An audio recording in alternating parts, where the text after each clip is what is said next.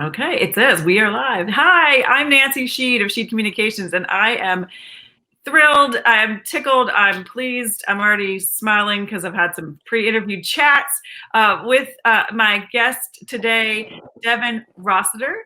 I discovered Devin, he's going to tell you more about, but I discovered Devin when I went down a Twitter rabbit hole about the 25 days of giving. And that's what we're going to talk about today. But before that, I want to say welcome, Devin. Devin is not only the creator of 25 Days of Giving, he is a former sports broadcaster. He is an educator. He's a two-time Jeopardy champ. We're going to talk more about that. And like I said, we're actually here to talk about 25 Days of Giving. But welcome, Devin. Thank you for being here. Tell us a little bit more about that storied and many chaptered story that brought you to this place.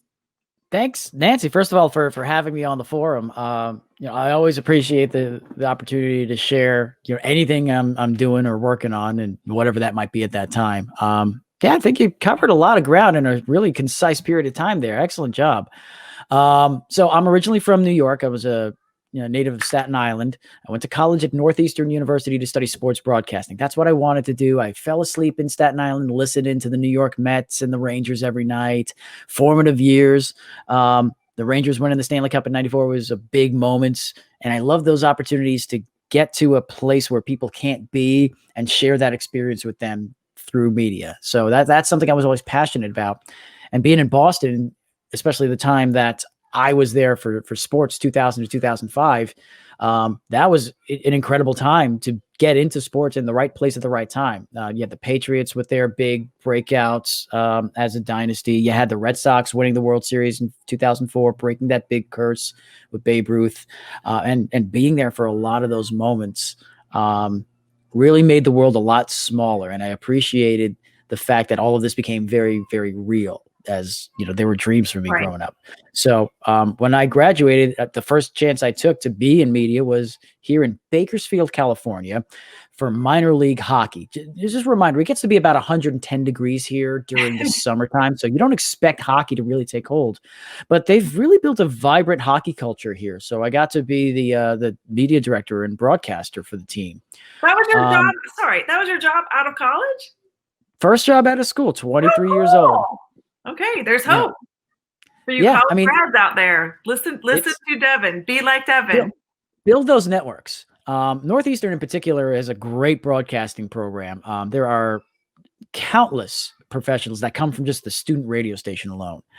So I did that, and I was involved with them for from 05 to 06, and I started reflecting after my time was done there. And I said, that was a great experience, but whose life was really made better as a result of me doing this?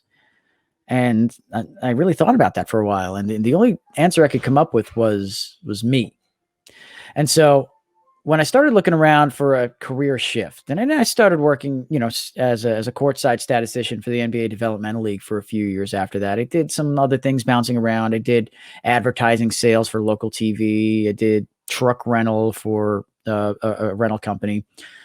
But I thought that, the skill set that I had would work really well in an educational setting. So I went back to school, got my teaching credential at Cal State University here in Bakersfield, and I became a teacher. So I worked as a 6th grade teacher at Voorhees Elementary. I became very quickly an instructional specialist when they saw the presentation skill set that I brought to the table, especially when it came to my passion for math and the application of it. Love that media. Love that media training. And then, I started to connect with this world of, educational technology and presenting at conferences. I shifted over as an academic role to the middle school I'm at right now. It's the largest middle school and the largest K-8 school district in California. And through them, I've been able to present at conferences around the world. In 2019, I actually got to collaborate with Google as part of their Innovator Academy, where they invite a cohort of about 36 teachers to one of their locations, one of their offices around the world. Mine was in London. So I got to work with educators, designers, engineers from a global perspective on big picture challenges in education. I've always really just loved these opportunities to work bigger than the bubble that you're in and connect to as many people as possible for something that you're passionate about. And right now I'm in a really great place where, over the last few years, there's a good amount of momentum in, the people I've been able to connect with and the messages that I hope to deliver to them about, the way that we engage students in discourse, bringing learning outdoors, utilizing technology to do things in education that were previously unforeseen. And, there's a lot of momentum with that. And the ability to make those connections at that scope is something that's really been something I've been passionate about for a long time. And thank you, pandemic, in terms of technology and education. I mean, talk about a disruption. Holy moly. I mean, and I'm not saying thank you, pandemic, but I think where were you ahead of the curve? I know we're going on a sideline, but were you ahead of the curve because of your understanding of innovation and technology when we pivoted? I don't know that your school may have been, but for you, was this sort of, oh my God, I can't even imagine? Or were you like, okay, I can do this. This is doable. So in my role currently as an academic coach, I am a bit of an introvert, and that might surprise people. I generally try to avoid a lot of those tougher conversations because I don't always have the confidence that I know I'm going to handle it well, especially in face-to-face settings. The camera can be very deceptive. I'm only 5'8". I'm not I don't have a big presence around people. So I've always been very kind of self-conscious about those face-to-face interactions. And now all of a sudden I'm able to visit classrooms with a click of a mouse, see what's happening, provide feedback quickly, and, start a conversation, outside of that environment that teachers are very comfortable with. So in a strange way, I feel like I've been able to kind of be more effective in that role. But what I think is also interesting about education right now is, when you ask kids in the last 2-3 years, what do you want to be when you grow up? They're going to tell you they want to be like an influencer. They want to be a YouTube personality. Well, guess what, kids? Your teachers beat you to it. They took your dream from you and now it's theirs, because all of us as educators are producers. We're content creators. We have to build a way to produce in front of the camera for an audience that we may or may not be able to see. Yeah. So because I've had that perspective working in media, I feel like I'm able to kind of give a little bit of support as far as things like cognitive theory of multimedia learning or ways to move things along, so that, you have a condensed 45-minute window, you can get the most out of it. So, those opportunities I feel like I've been able to get along with. Yeah. That's awesome. We're going to get to the 25 days of giving. I promise.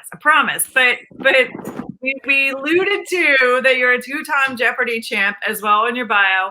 I made the assumption when I read that this was historic, but you just enlightened me. No, that was this year. So, I mean, we've been talking about Jeopardy's been in the news anyway. So tell us the story of how this happens and what being on Jeopardy during COVID and pandemic and the loss of Alex Trebek looks like from your view. Well, there are so many layers with that. This is something I've always wanted to do. I would take the audition test online every year. Never got invited to an audition thereafter. But this time around, I got a call in March to do a one-on-one interview. And I didn't have to go to an audition city because this was right around the time where things started shutting down. So I did my Jeopardy audition over Zoom. And it was exactly like every Zoom experience you've had, where you get into a room and you're early and you're waiting for the host to let you in. You're waiting for the host to let you in. And then 10 minutes late, after the time you were scheduled to meet, they're asking, where are you? If you can't be here, we have to move on. I'm like, I'm not going to lose my audition because of this. But I was right and they were right. It was real, but we synced up. We made it work. It involved a couple of 50-question tests. It involved a couple of mock games, but the whole thing was done remotely over Zoom. So having this setup was great, and being able to present yourself as somebody who would come across well on camera, I feel like that benefited me. A couple of other things that benefited me was when they resumed production back in August, they limited it to contestants that were within driving distance of their studios in Culver City, just outside of Los Angeles. Perfect. I'm in Bakersfield, and the TV affiliate in Bakersfield was trying to encourage Jeopardy to bring in more contestants to help with their ratings. And so I was a benefactor of that. And so I taped on August 25th. I had to sit on the results for about 2.5 months. So I knew how I did. I couldn't tell a lot of other people in the circle how I did. I kind of played him up a little bit. I didn't want to pump it up. So everybody thought I lost. Like, oh, this poor guy, he worked so hard to get there. And you could tell, like, they were trying to read me. And I was like, oh man, you can't wait. And then my episodes aired, and I should have really picked up on this, because you get a little card before they start taping when you do live TV that says the anticipated air date. And it said November 3rd, 2020. And in my head, I'm just thinking, oh, okay, so that's about 3 months out after Halloween, no problem. Didn't even occur to me that would be election night. So I am one of the lost contestants of Jeopardy. But I get paid no matter if people see it or not. So I won twice. My loss, and everybody loses eventually on Jeopardy. If you saw the clip of the gentleman, Bert, who learned English from watching Jeopardy with his grandfather. Right. I was the guy that Bert beat.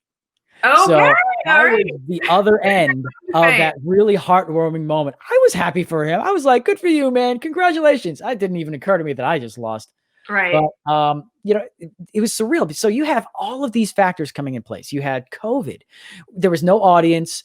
You had to apply your own makeup. We couldn't do like a contestant's picture with Mr. Trebek. We had to stay 20 feet away. So he's at his podium and I'm all the way over there next to the monitor. Right. You had the election, you had COVID. And then the weekend after my episodes appeared is when he passed away. Oh.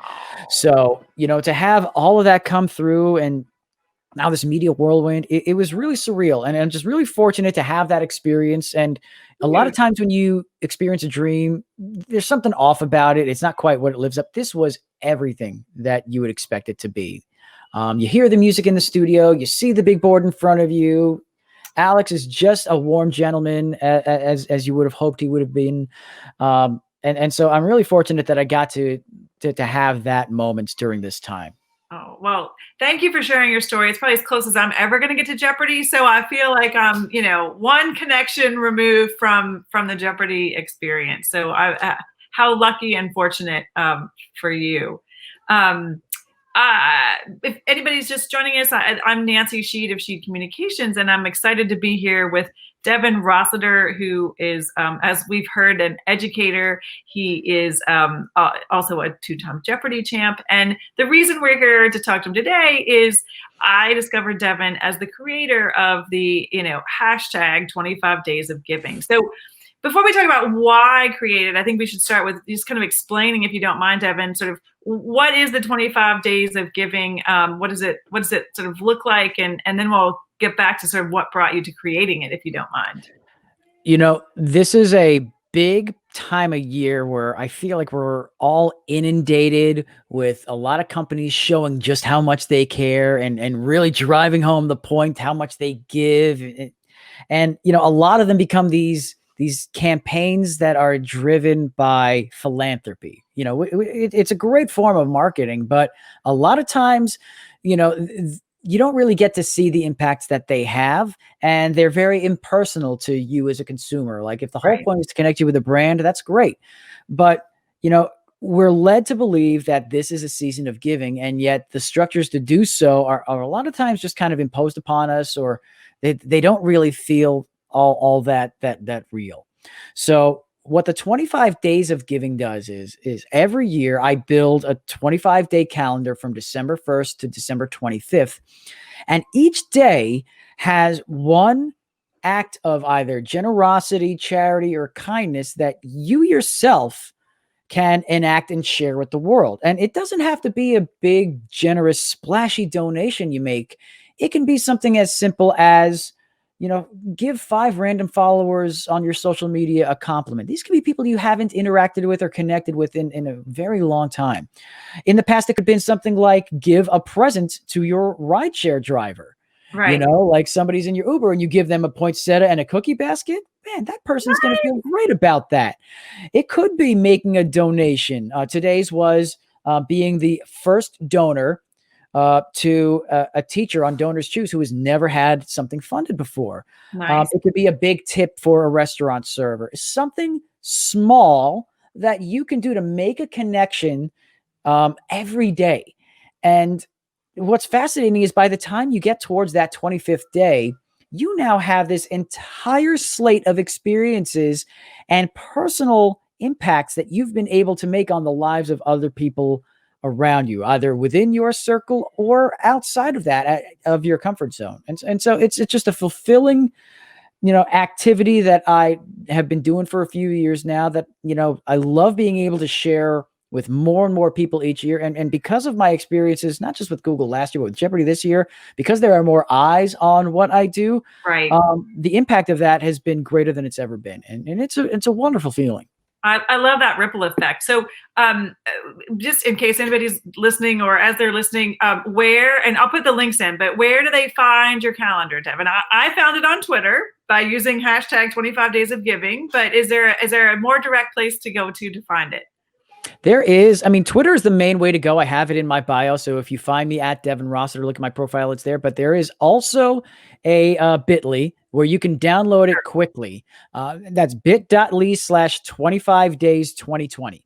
Perfect. And I'll put that is capitalized. Yeah, perfect. Absolutely. I want to go back to when you about why and so when you started it, but catch us up. So it's not you update the list every year, right? It's not the same 25. You edit it and and change it around. So 2020 has probably had to have the most overhaul, I would suspect. What was different about 2020's list? 2020 was a challenge because I wanted to minimize the amount of, personal interactions as far as physical connections. But it also served as a really unique challenge that I was excited for, to be very creative in regards to ways in which we can support each other. So, there were some things that did hurt to really remove from that equation. One of my favorite ones in previous years was the Christmas Day one would be to bring cookies to the fire station because those guys got to work on that day. Oh, nice. And so, we would love doing that, but we wanted to be very precautious when it came to things like making food for other people or doing personal deliveries. Right. But with that said, this is also the best time in history to have that challenge because we have so many ways of making those connections. And for people to feel a part of that, we had one a couple of days ago that was really fun in regards to building a bird feeder or planting a tree for your neighborhood.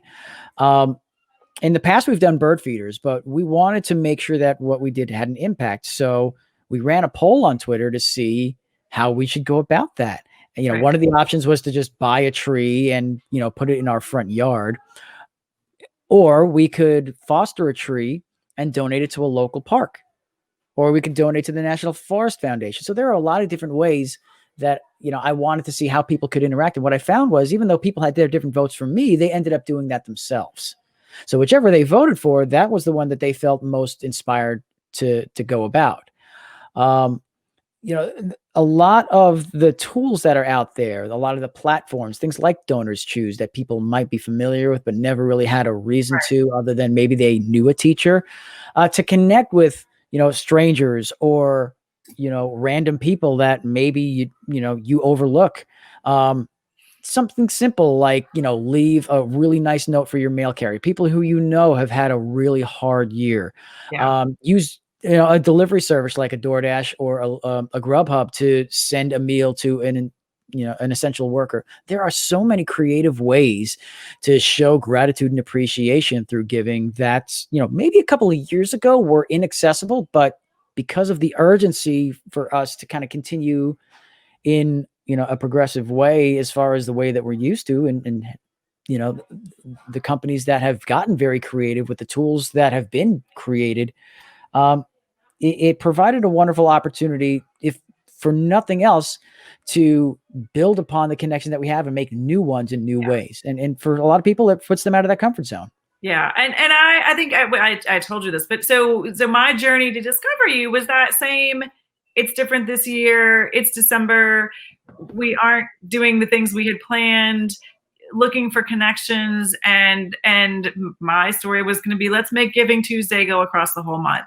But I did start Googling hashtags of, do other people do this? I don't want to recreate the wheel. And that's how I came across yours. Came across your amazing calendar. And I love that you've just mentioned the creativity. So our approach, and I'm doing this with family, is I came with your calendar. We'd made a list of sort of places we wanted to donate. And it really hasn't been this mashup of, okay, and the example was the tree, right?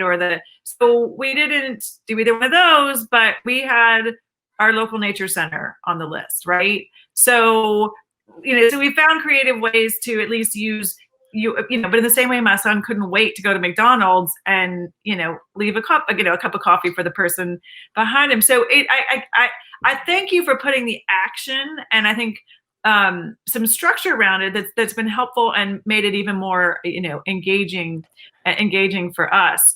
But that's kind of how we came to this, and people have been asking me about it. But your catalyst for doing this wasn't COVID. You said you started it several years ago. So what was your catalyst then to get started? So it actually had to do with mental health. Around 2017 was the time that I first started seeing professionals about what I was later diagnosed with as clinical anxiety and depression. Wow. It's something, the factors of this have been, with me for decades, and I just never had the opening or courage or vision to pursue treatment for that. And so as I started, speaking with a professional, one of the things that came out was how different I am about this time of year. I love this time of year. People throw out happy holidays as a convenient alternative. I truly believe that there are so many happy holidays to be a part of this year. And we're not just talking, Christmas coming up on the 25th. New Year's is an awesome holiday. Right. Overlooked. My birthday is a week after that. So that's another one I'm kind of biased towards. All these little things. Yeah. All these little, things along the way that we can celebrate and pick at. I love how, the airing of some of these holiday specials have become their own built-in holidays. Right. I love that Festivus is a thing now. Like, people have it on their calendars. Yes, more. And so I get so enthusiastic about that. I cook more than I ever do. I interact more than I ever do. I just fall in love, and I kind of I go from being very reserved and introverted in my social circles to organizing Carol. Like, I become a completely different person. I transform. This is it. This is my season, people. So, one of the things that they recommended was a way to leverage that personally. And so I started researching that, and I found a website, impact52.org. I think the gentleman was a motivational speaker, and he had a calendar of nice things that you could do every day. And they were very generic and very broad, but I was curious to try it out just for my own sake. It's not something I really boasted or shared out. That it was for me, just to see what impact that would have. And I fell in love with it. And I found that people were so pleasantly surprised to see this. I wasn't announcing that I was doing this. It just became a nice thing that people saw me doing. And it was really powerful to me. So the next year, it was 2018. That's when I kind of brought my family into the fold. And what was really fun too, to bring the kids in, was we have one of these advent calendars where you have the containers. So we cut up a printout of the calendar, and we put a day in each side. So every day they wake up, the kids open it up and they see what they get to do today. So it became a way for them to make this connection between giving and generosity and kindness and the season themselves. So instead of chocolate, they have something wonderful that they get to be a part of. And so I wanted to put my own spin on it, because I recognized that everything on somebody else's calendar wasn't necessarily something that I was going to be able to do. And so we modified it. And then the next year we reflected and we saw, okay, well, this activity didn't quite have the impact that we thought it did. So let's maybe replace it. Let's see how this works out. And so every year it evolved under this reflection and this, diagnostic of design thinking. which is a wonderful tool of, that I picked up with Google, was this sense of, continue to iterate, test it out, get feedback, make changes. You're never done. Right. And so the goal there is whatever you do eventually share and have to present. Yeah, it might be a work in progress, but it's an amazing work of progress that people are going to love to give you feedback on. And so, it's something that I've done now. This is the 4th year as a family that we've done it, but it's the biggest year as far as the amount of people that we're reaching out with. A lot of local organizations here have kind of picked it up, ran with it, and made modifications with theirs, particularly with regards to behavioral and mental health here in Kern County. So it's really touching to see the scope in which this continues to build momentum. And it's definitely not something that, I ever thought that, I personally would be associated with as far as like a face of it. And if that's the case, so be it. If it means more people get into the spirit of things, then I'm happy to be that advocate for kindness. It's something I did because I wanted to be that person I was in December, as much as possible for the rest of the year. And so this was a way to revisit that, connect with that, and give me the confidence that I can put myself out there more and more often and overcome a lot of those, preconceptions of what I would believe about interactions I would have with other people. Got it. And what did you say? Advocate for kindness. I think that might need to go on your Twitter bio. I think that, that could be another one of your titles. But you've just alluded to it. That was one of my questions is, you've talked about how it has changed, how you've changed the list, but I think how has it changed? I'm hearing a little bit of this ripple effect, right? This knock-on effect that this isn't just about 25 days in December, right? It's gotten bigger than that. These become pictures that end up in your photo album. And, one of the biggest things that's a part of it that I really appreciate and that I hope people, don't misconstrue as, as self-promotional, but it's the idea of sharing those experiences on social media. And what that does is allows you to document for yourself all these wonderful experiences and memories. Every year now, a lot of my social media comes back with these wonderful memories. Hey, 3 years ago, you gave an Uber driver a flower and he gave you a rocking horse that he was going to donate to Goodwill anyway in exchange. Well, how does that happen? Right. It becomes this wonderful sense of fulfillment of all of the things that you've been able to do. And, by the time you get to that 25th day, you have another amazing thing to celebrate. And you could literally count the people that you've reached out to in a way that just giving to a charity or making a donation, you don't always see the end result of that. Right. When you give when you give a poinsettia to a rideshare driver who tells you, I just had to move out of my house into an apartment and I haven't had time to decorate it yet. So this is going to be the first thing that I get to bring into my new place where I live. Like, where does that come from? Unless you put yourself in a situation where something like that could happen, you don't know what you're going to get out of it. And there is that mindset of if you're only doing good things for yourself, is it really a good thing? And I think that if that's the only thing you get out of it, yes. But when you see that connection, that bond you make with somebody and you reach out to that, because, a part of that was giving a good review. So in addition to just simply thank you for the ride, I put up a nice 5-star review. It was through Lyft, and Lyft ended up putting that on their social media. And so they boosted it. And now this guy's getting all this love for being a great driver. And, they're giving him, I think they gave him a little bit of a bonus too. So it ends up amplifying in ways that you don't anticipate. And I think that's why I do it, because I don't know the great things that are going to come from just sharing one nice thing that I did with somebody else. And I so appreciate that, because I was kind of thinking this through with a couple of people, and one person was kind of in the nonprofit space, and then 2 others who were very much, and we had this what if conversation, because I said, and this is before I had discovered your list, and I said, it was the why are you doing it, and it was, as I said, it was partly to make December more meaningful, partly it was to just sort of share things, but we kept reiterating it, and I love that you touched upon that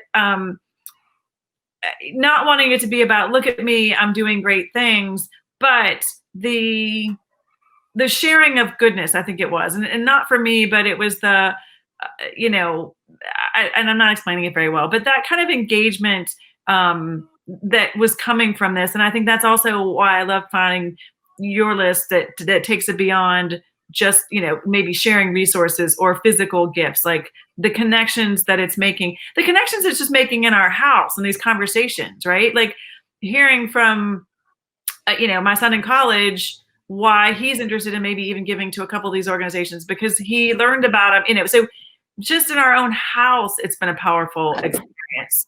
So I thank you for highlighting that because it was a little bit of a struggle of how do you share this in a way that's engaging, that doesn't feel, self-serving, right? That truly, and part of mine was giving attention to some of the organizations that, I find of value. And when you do have a platform, you want to call attention to those. So it's been an interesting curve, but you've made it even all the more engaging and sort of connection filled with your list, with your 25 days. I really appreciate it. So my question is, of course, going to be, we're going to get through, we'll have a little regroup, but when do you start this process next year so I can be better organized to be ahead of the curve and not playing catch up? What does that look like for you when you start again next year? So I usually start planning about 2 weeks before Thanksgiving. Okay. That's kind of the timeline I worked with this year because I wanted Thanksgiving to be the launch, the release. And so for 2 weeks, I'm getting feedback. I'm asking people what they'd like to see, what they think they should take out. I've had those reflections with my family as well. Thanksgiving, we release it. And surprisingly, a very popular social media day. People sitting around their families like, oh gosh, is it going off again? Hold on. Right. Start to scran. So Thanksgiving is good because it gives you time before the start of the month to start to think about and anticipate how you might be able to pull some of these off, have those conversations, switch some things around. There's nothing that says you have to do one day on a certain day. If you want to move it around, chop it up, modify it, do it yourself. I don't care. It's your happiness. Who am I to tell you? I'm just a guy. So that is kind of that space to kind of start to activate how you might approach that little buffer between Thanksgiving and December 1st, I think is really valuable as far as preparing for that. So generally, like once we start to get around Veterans Day, that's when I start to scan back and look at previous editions. And, here comes a red pen, cross these out. Okay, circle this, move it around. What can we do? What's the world like? What's moving forward? What's some new technology that we can incorporate? Right. So, how's the world different? That's so. Okay, I'm making a note of my calendar. Middle of November, check in with Devin. I have a feeling I'll have checked in with you before, but I love that idea of sort of bringing it to your Thanksgiving table conversation as well as something to do. So, Devin, thank you so much. As I said earlier, this is when I love social media, that I discover amazing humans like you who are doing awesome things that I just get excited to chat with and learn more, and who've already made my life better. So I really appreciate you putting yourself out there and sharing all this goodness. I think that if there's anything else to take away, don't worry about what the world thinks of you, because they're more worried about what you think of them.